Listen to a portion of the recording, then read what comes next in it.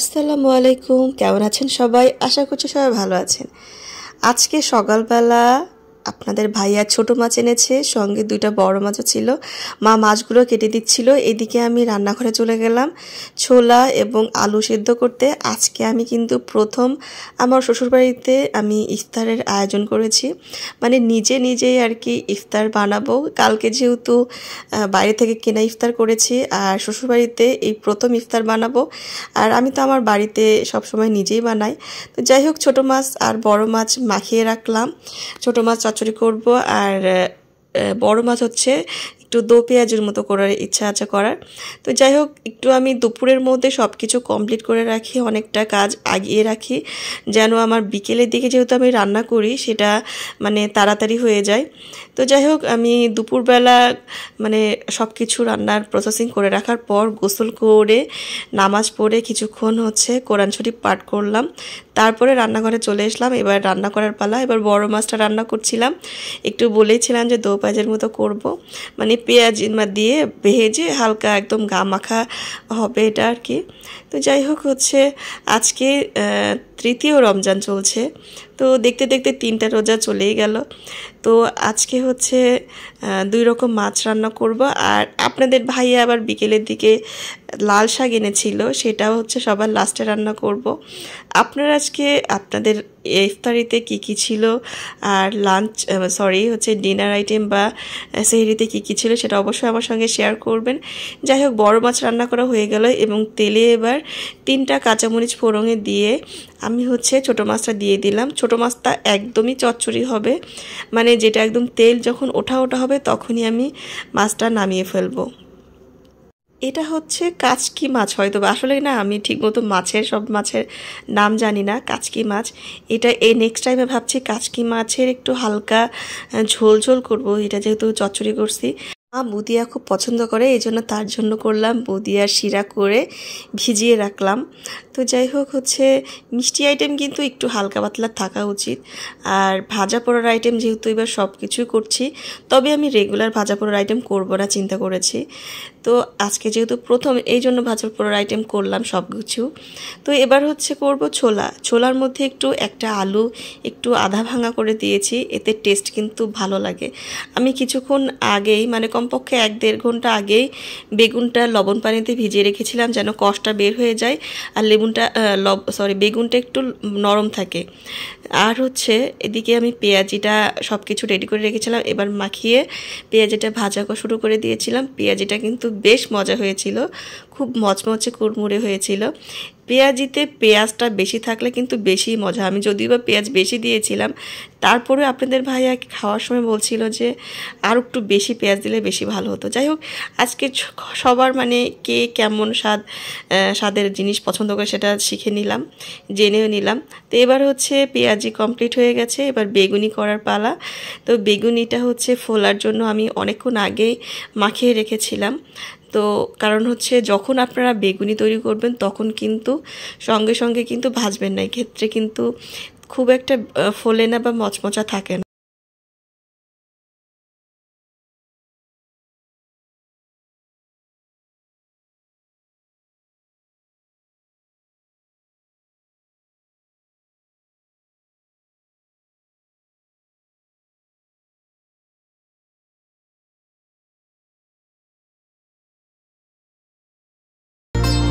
বেগুনিগুলো কিন্তু খুব সুন্দর ফুলেছিল, কিন্তু প্রথমে কয়েকটা ভালো ফুলেছিল, কয়েকটা একটু কম ফুলেছে, তবে এর পরের বার থেকে যে কয়টা হচ্ছে বেগুনি করেছি সবগুলো কিন্তু খুব সুন্দর ফুলে উঠেছে। আসলে না, আমি হচ্ছে বাড়িতে এগুলো কিন্তু প্রত্যেক রোজায় আমি করি, আমি কিন্তু অনেক ছোট থেকেই এই কাজগুলো খুব করতে পছন্দ করি।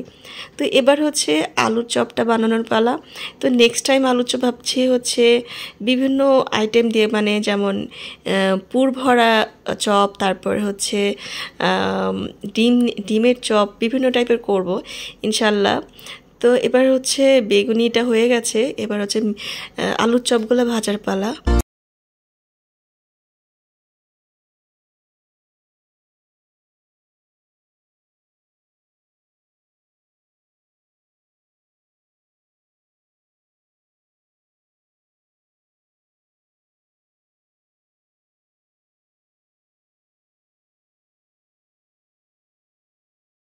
এদিকে মারিয়া চলে এসেছে একটু কাকিকে হেল্প করার জন্য।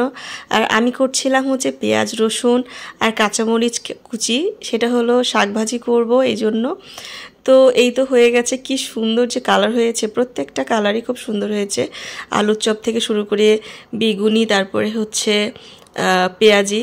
আর আমি কিন্তু প্রত্যেকবার কিন্তু এই চপ করার সময় আমি হচ্ছে একটা কাঁচামরিচও রাখি, কারণ যখন আলুর চপ বা বেগুনি চপ করি বা হচ্ছে ছোলা খাই, ছোলা মাখাটা, সেটার সাথে কিন্তু মরিচের এই পাকোড়াটা খুব মজা লাগে আমার কাছে। এই জন্য আমি কয়েকটা আমার জন্য ভেজে রাখি। আপনাদের ভাইয়াও দেখলাম পছন্দ করেছে এটা।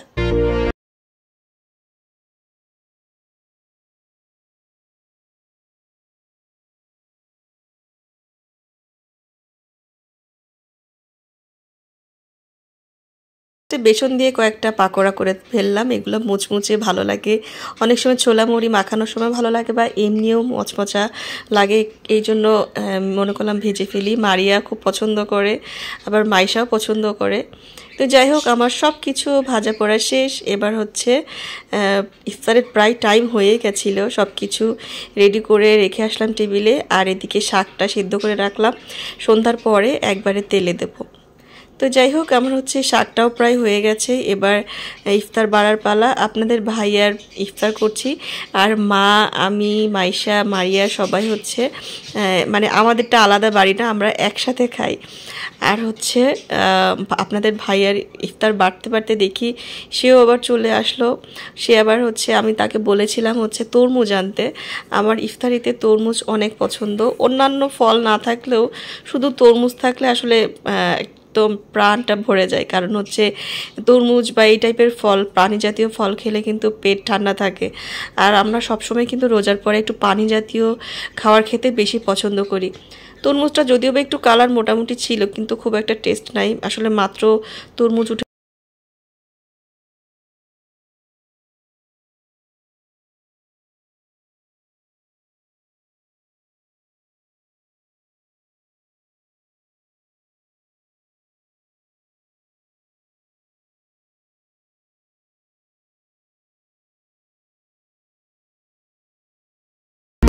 আলহামদুলিল্লাহ, আজকের ইফতার সময় মতো সব কিছু কমপ্লিট করেছি।